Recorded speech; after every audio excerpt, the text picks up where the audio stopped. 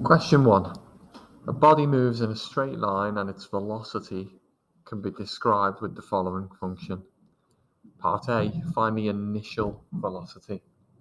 This is when the time is 0. So to begin with, we're going to substitute t equals 0 into our equation.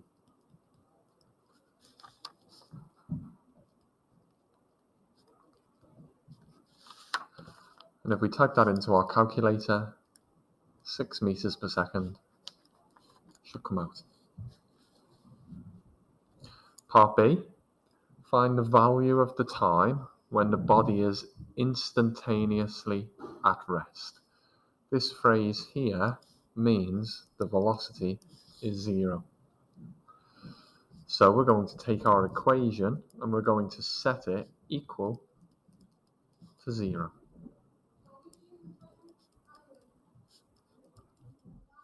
And we're going to solve this equation. We're going to solve the quadratic part of it.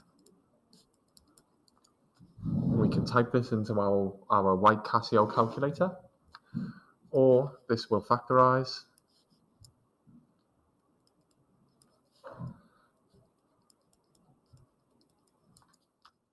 Giving us t is negative 3 over 2, or t is 6.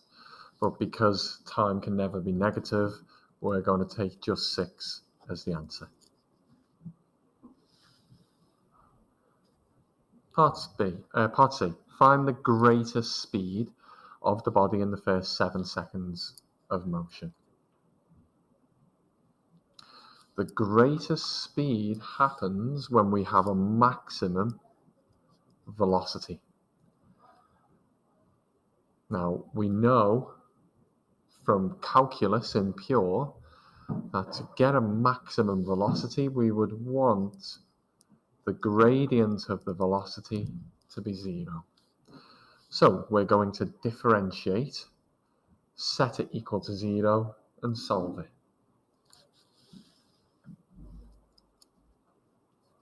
Before we can differentiate, we're going to need to expand the bracket, and we'll get negative 2/3 t squared plus 3t plus 6. We'll differentiate this, giving us the following, and we'll make that equal to 0 and solve it.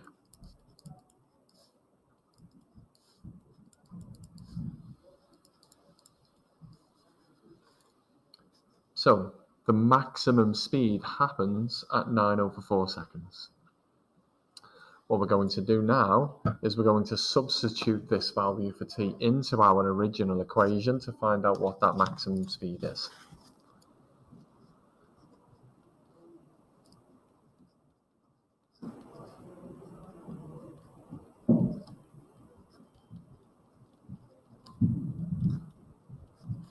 Type this into our calculator and we get 75 over 8 meters per second. If we wish, we could turn this into a decimal, but the question doesn't ask us to, so it's fine to leave it as a fraction.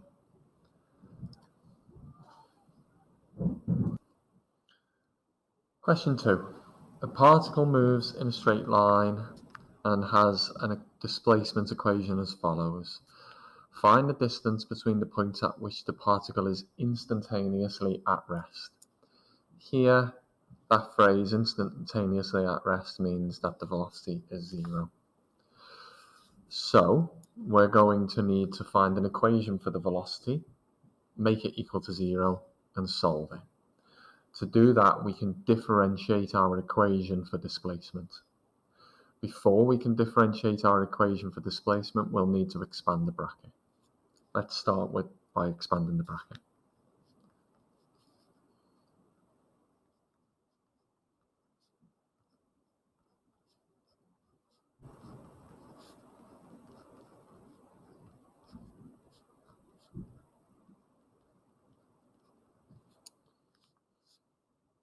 Now we'll differentiate to find the velocity, times by the power and subtract 1 from the power. I'm going to multiply by the power and simplify in one step here.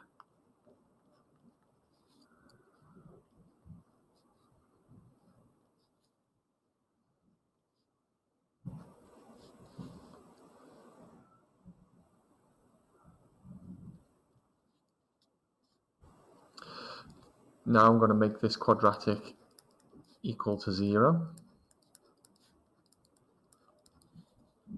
And I'm going to solve this quadratic to find the times when the particle is not moving, is at rest. To solve this quadratic, I can use the formula, I can factorize, I can complete the square, or I can go to the solution function on my white Casio calculator, which is just easier than what I'm going to do now. So I'll go menu, and I'll go down to the equation function, polynomial, and it's a degree 2 since it's a quadratic. I'll substitute in my quadratic and press equals. And this will tell me the two solutions. So the first solution is 8 and the second solution is 3/4. Time is 8 seconds and 3/4 seconds. So I need to know the distance between those 2 points. So I need to know where the particle is after 3/4 of a second and after 8 seconds. And to do that, I'm going to substitute both of these into my equation for displacement. So when time is 3/4, the displacement is as follows.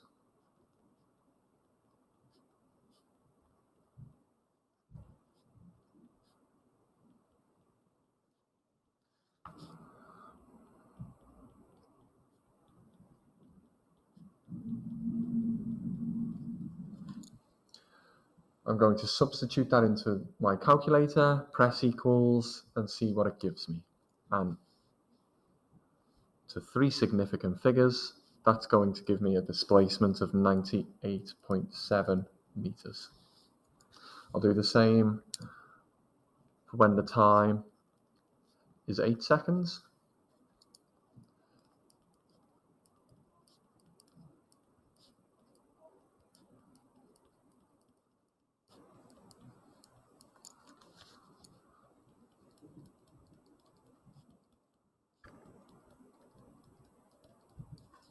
I'll type that into my calculator, and to 3 significant figures, that would give me negative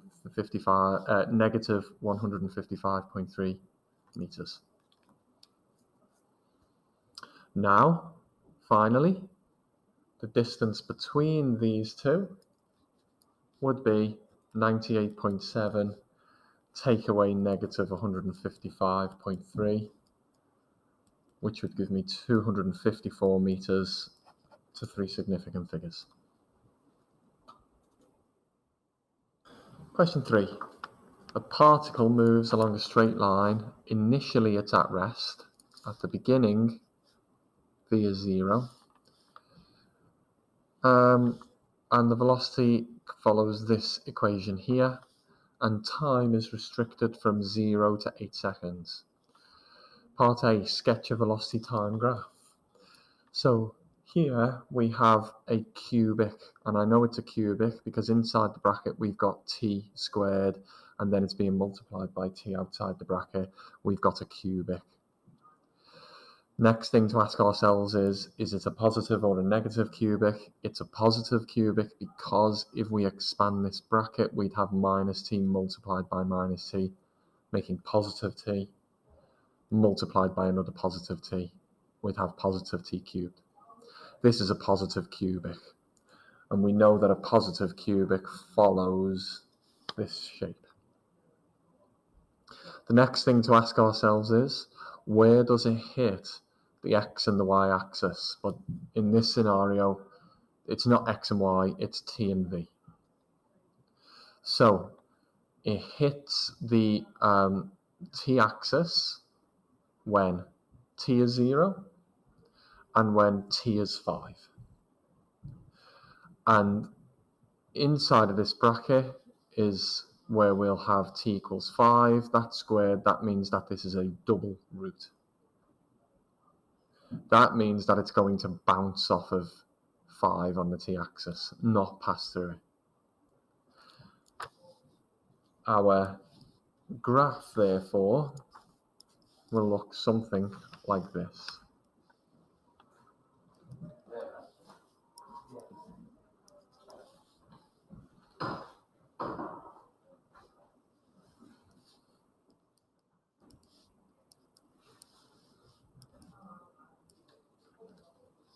Here's the shape of our cubic. It's going to pass through 0, 0. We're not going to draw anything before 0 because time has been restricted to be above 0.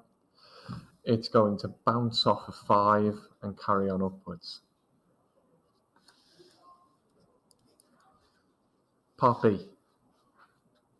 Find the values of time and velocity when the acceleration is instantaneously 0. So we're going to need to find an equation for acceleration, set it equal to 0 and solve it. To find an equation for acceleration, we're going to need to differentiate the equation for velocity. To differentiate the equation for velocity, we're first going to need to expand the bracket for velocity. Let's start by doing that.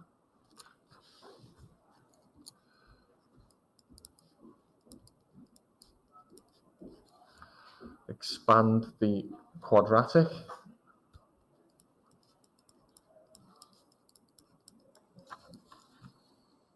Now expand this single bracket and simplify the fractions at the same time.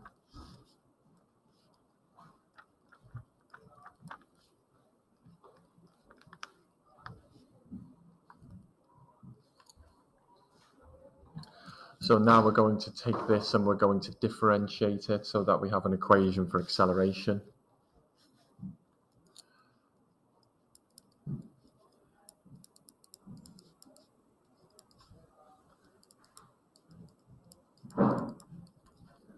Now we're going to take this equation for acceleration and we're going to make it equal to 0.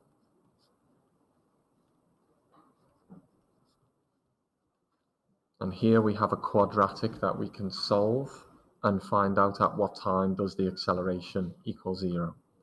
To do this, I'm going to use the quadratic function on my calculator. Menu, equation, polynomial, degree 2 for quadratic. 3 over 20 is 0.15 as a fraction. 5 over 4 is 1.25 as a decimal. So we have time is 5 seconds or 5 over 3 seconds.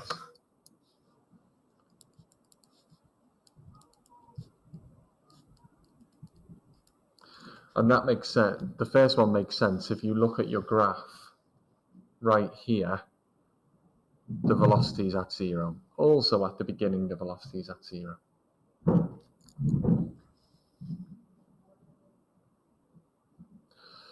So now let's find the velocity and the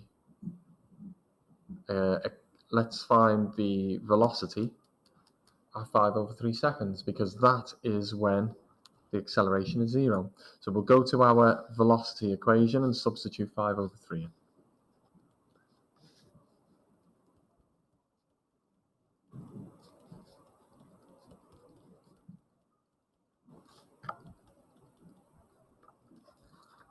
We'll type that into our calculator and that should give us 25 over 27 meters per second.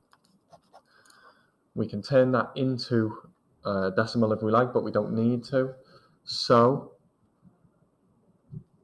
finally, the values of t and v when the acceleration is 0. When t is 0, v is 0.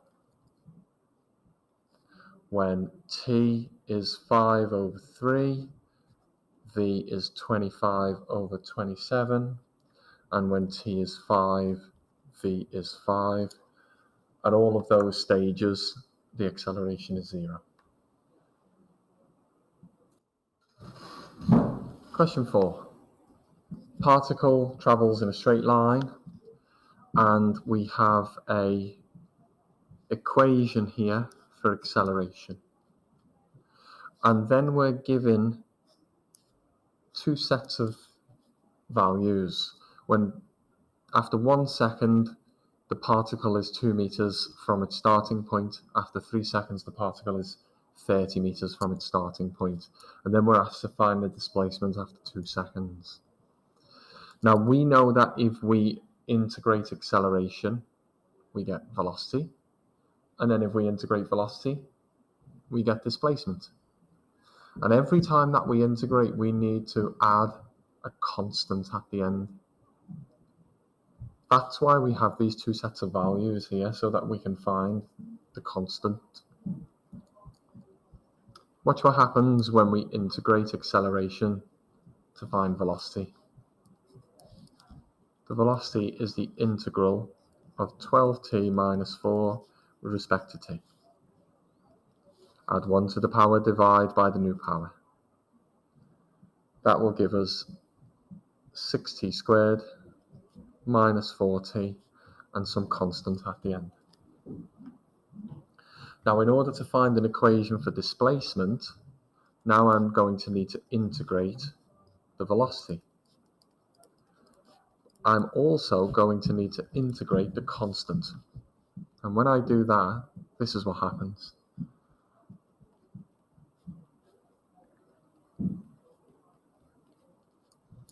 The constant is now multiplied by t. I also need to put another constant on the end because I've integrated. Every time I integrate, I need to add a constant on the end.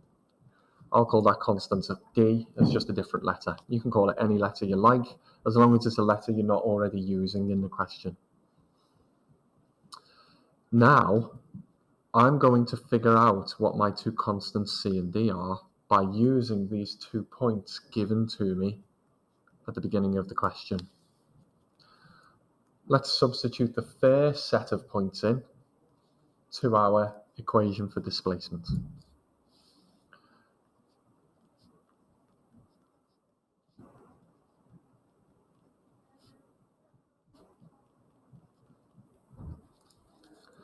And let's tidy this up.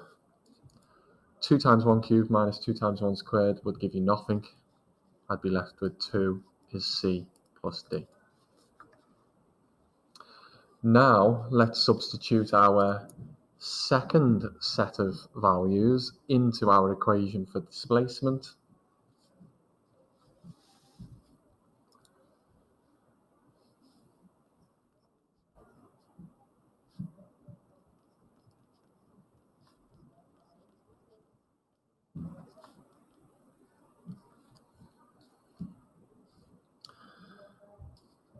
Tidy this up, and we shall have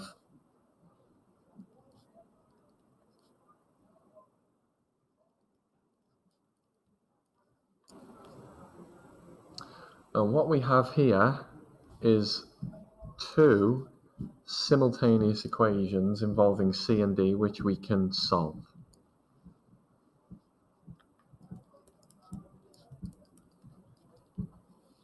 Taking the 36 over and subtracted to leave me with negative 6.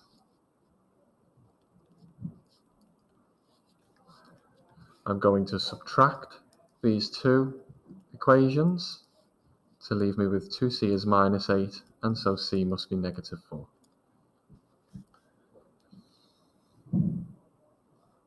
Now I'm going to use c equals negative 4 inside of c plus d is 2 in order to work out d. D must be 6. And so now I have the values of c and the values of d. Now I can complete my equation for displacement.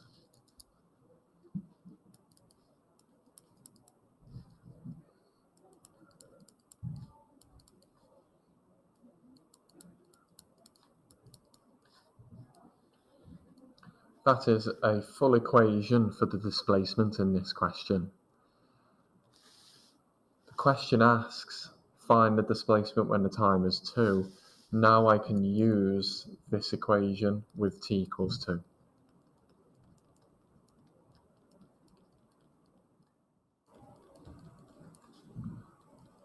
And when I substitute that into my calculator, what comes out is 6 meters. Quite often, when you have a question with 2 sets of variables, you're going to need to use those 2 variables to create a set of simultaneous equations, which you can solve to create a full equation for, in this case, displacement, but you could also do this with other. Question 5. Sled moving down a steep hill in a straight line, and we have this equation for the acceleration. When t is 0, the sled is at rest at the top of the hill. What that means is that the velocity is 0 at the beginning, but also the displacement is 0 at the beginning, because at the beginning we're at the top of the hill and we're going to measure displacement from the top of the hill. So at the beginning, the time is 0, the displacement is 0, the velocity is 0, and the acceleration is 0 at the beginning, and that might prove useful if we need to integrate. Find the distance the sled travels in the first 10 seconds. Now, the sled is just going to go straight down the hill. It's not going to come back up the hill. It's just going to go straight down the hill. That means that in this scenario, the distance and the displacement are going to be the same thing. So we can integrate the acceleration to make the velocity. We can integrate the velocity to make the displacement. And then we can substitute 10 into our equation for displacement, and that will be our distance. In order to integrate this, we're going to first need to expand the bracket. So I'm going to expand the bracket, and I'm going to simplify the fractions in one line.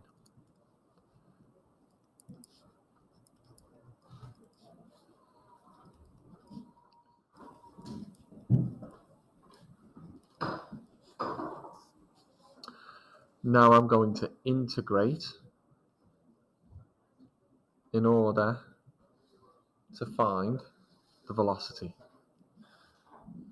Add 1 to the power and divide by the new power.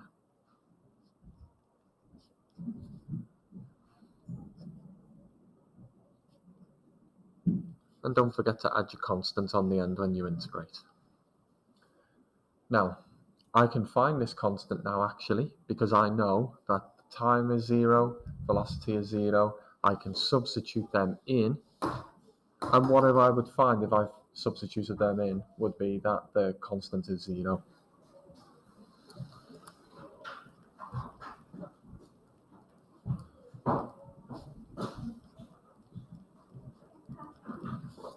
Now I'm going to integrate again in order to find the displacement. Add 1 to the power, divide by the new power.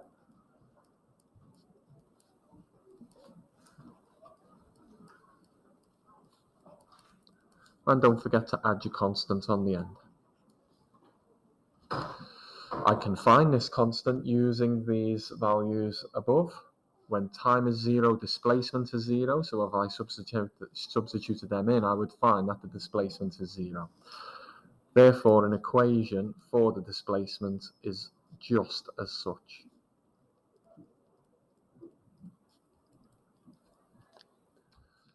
Now, as we said at the beginning, the displacement and the distance are the same thing in this question. So all I need to do now is substitute t equals 10, and I'll find the distance.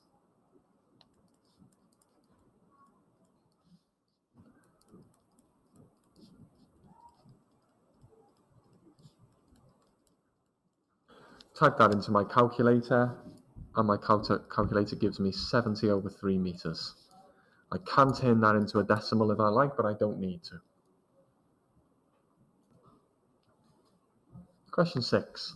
A car starts from the point A, and the distance of the car, S, it can be described as follows. The car reaches the point when the time is 25 seconds.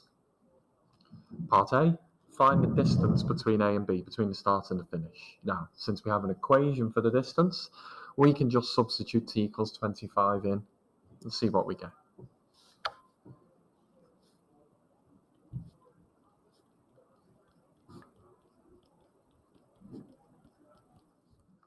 Type that into our calculator and we get 500 meters.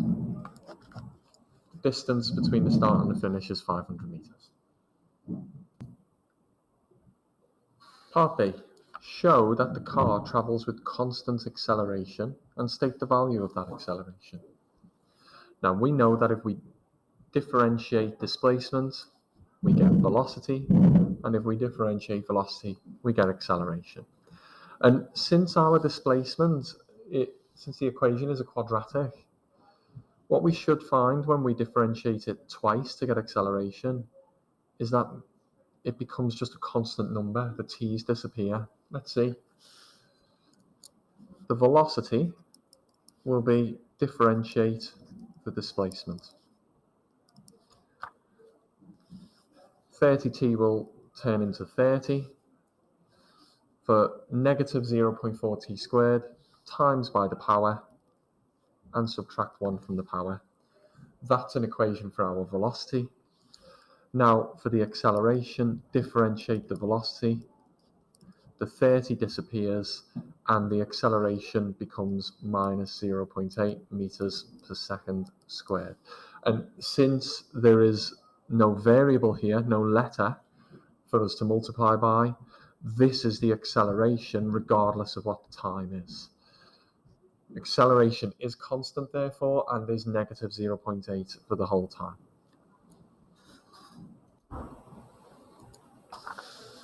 Part C.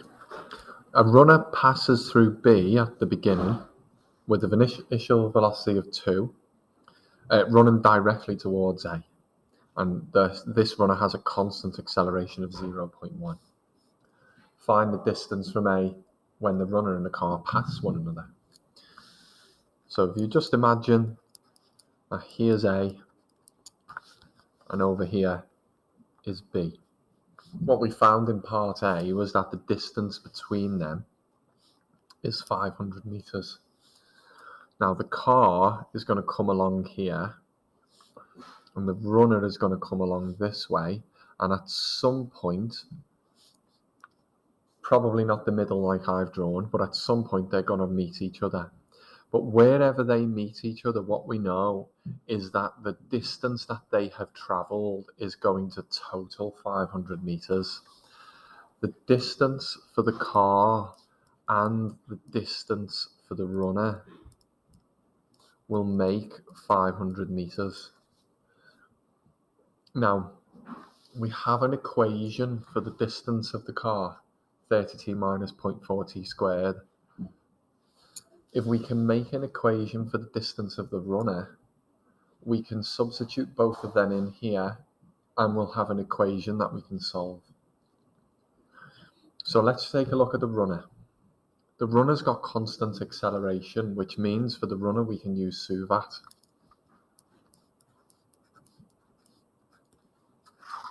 We know that the runner has acceleration 0.1 and we know that the runner has initial velocity 2. Here we can use the SUVAT equation S equals ut plus 1/2 at squared. Substituting u and a.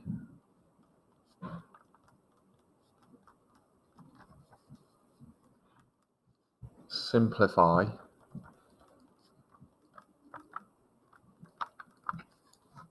And here we have an equation for the distance that the runner has travelled. Now we've got enough information to use this equation and solve it. So, the distance that the car travels is explained by the equation 30t minus 0.4t squared. And the distance that the runner travels is explained by the equation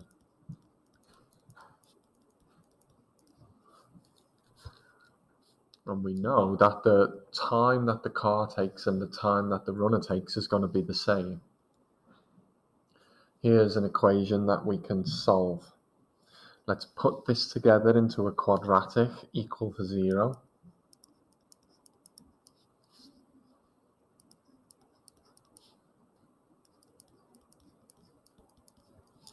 Let's solve this quadratic using the quadratic solver on our white calculator. And our calculator will tell us that t is 20 seconds or 500 over 7 seconds. Now I'm going to reject this answer because this is greater than 25 seconds. And right at the beginning, the question told me that time couldn't be greater than 25. So they meet after 20 seconds. Now the question is find the distance from A. So I'm going to substitute that in to the equation for the car, which goes from A, 30 multiplied by 20 minus 0.4 times 20 squared. Type that into my calculator, and that's going to give me 60 meters.